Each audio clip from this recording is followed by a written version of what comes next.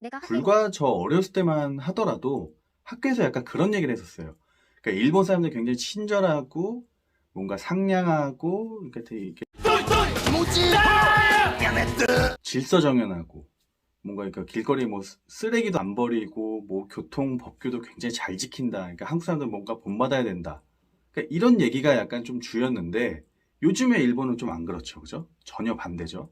뭐 외국인 혐한 시위라든지 헤이트 스피치 또 뭐야? 아무튼 되게 많잖아요. 뭐 일본의 뭐 편의점에도 막 쥐가 들끓어가지고 길거리에도 굉장히 쥐가 많고 뭔가 옛날에 그 일본 이미지와는 굉장히 다르게 굉장히 좀 어려운 느낌이잖아요. 그죠? 근데 요즘에 한국은 좀 어떻습니까? 한국은 굉장히 좀 잘 나가죠. 뭐 K컬처, K드라마, 최근에 뭐 오징어 게임부터 해가지고 뭐 한국의 뭐 BTS, 뭐 블랙핑크, 에스파 굉장히 잘 나가잖아요. 뭔가 문화적으로 이 소프트 파워 강국이라고 심지어 또 뭐 하버드 교수라든지 전 세계 언론에서 한국을 띄워주고 있어요.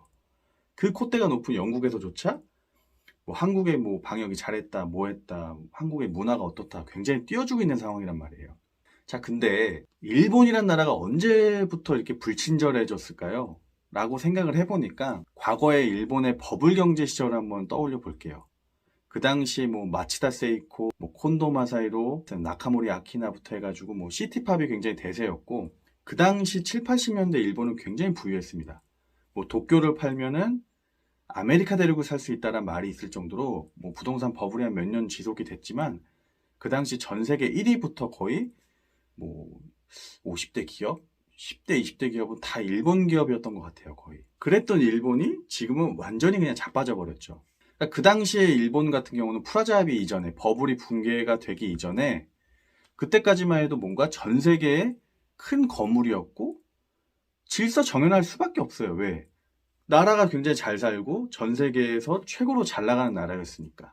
뭐 워크맨 소니 그죠? 도시바 굉장히 많았어요. 지금은 전혀 그런 거 힘을 못 쓰죠. 한국의 삼성, LG, 현대가 더 잘 나가고 SK가 더 잘 나가고 그죠? 그러니까 이런 상황이다 보니까 거기다 일본 같은 경우도 초고령 사회란 말이에요. 세계 1위에.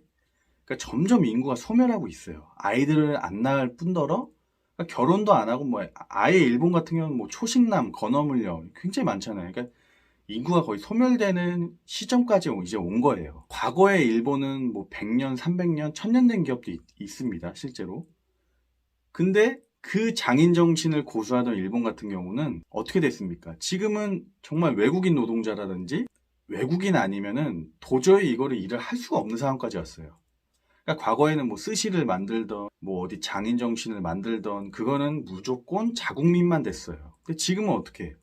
사람이 없으니까 외국인들한테도 그냥 기술을 전수해주고 있습니다. 그만큼 일본이 이제 인구가 줄어들었다는 거예요.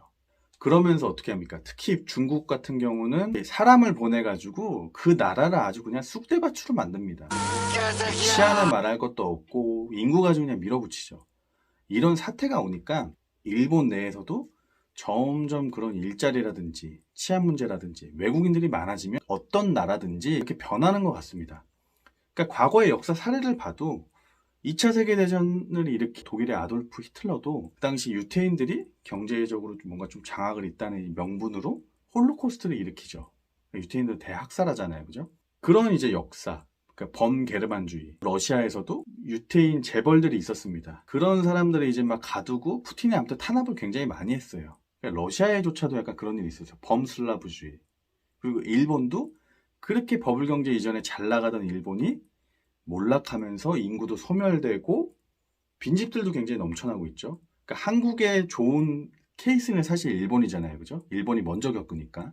그러면서 이제 외국인들이 많아지면서 뭔가 사회가 불안해지고 일자리라든지 여러 가지 문제들이 생기니까 일본에서도 그게 터진 겁니다. 한국은 어떨까요? 지금 굉장히 지금 잘 나가고 있는 시점이고 한국 굉장히 잘 나가고 있어요. 근데 문제는 우리도 지금 중국이라든지 외노자들이 굉장히 많이 들어오고 있어요. 정말 불법 체류자들도 많이 들어오고 있죠.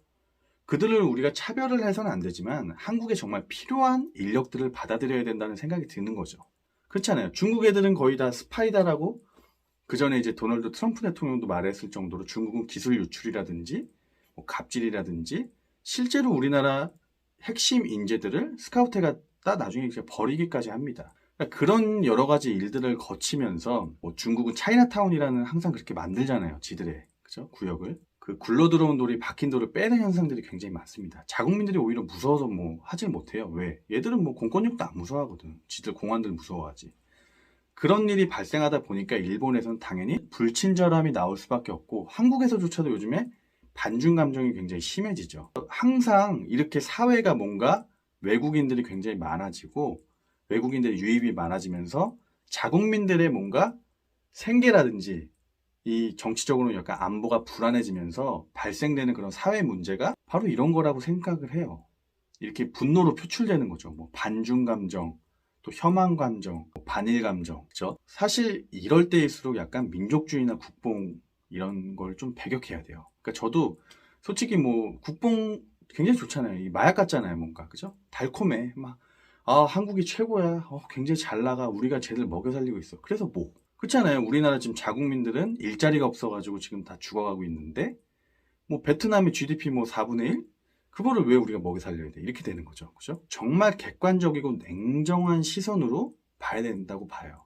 왜냐면 한국도 뭐 길어야 넉넉 잡아서 10년 그 전후로 해가지고 일본과 같은 상황이 올 수도 있어요. 지금 한국 사람들 굉장히 이미지도 좋고 잘 나가고 있는데 우리가 이렇게 겸손하게 지금처럼 나가면 좋은데 나중에 정말 일본이나 중국처럼 엇나가게 되면 국뽕주의, 민족주의로 해가지고 오히려 외국인들과 마찰을 일으키고 트러블 메이커가 될 수도 있어요. 지금 굉장히 저출산 고령화가 진행 중이잖아요. 아주 심각할 정도로.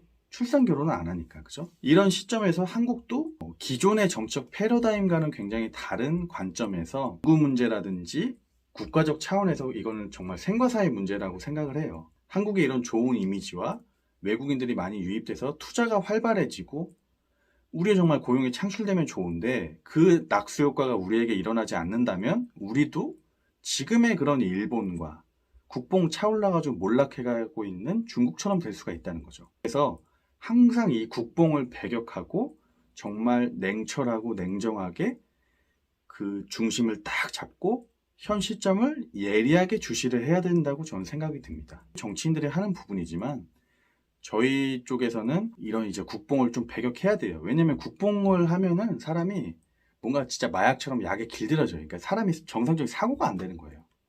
언제까지 국뽕마다 일본도 정신 승리만 하잖아요. 중국도 그렇고 그죠? 나중에 오징어 게임도 이제 지들 거라고 막 얘기하고 있는데 그런 사태를 방지하기 위해서는 한국은 정말 정신 똑바로 차려야 되고 저들을 반면교사 삼아가지고 우리는 정말 앞으로도 승승장구해야 된다고 저는 생각이 듭니다, 여러분. 자, 오늘은 말씀을 드리려고 이 영상을 찍어봤고요. 뭐 영상 재미있으셨나요? 구독과 좋아요, 알림 설정 꼭 해주시고요. 앞으로도 더 무궁무진한 컨텐츠로 제가 이제 소개를 해드릴 테니까 꼭 구독해주세요. 자, 지금까지 내가 깨론이었습니다. 감사합니다, 여러분.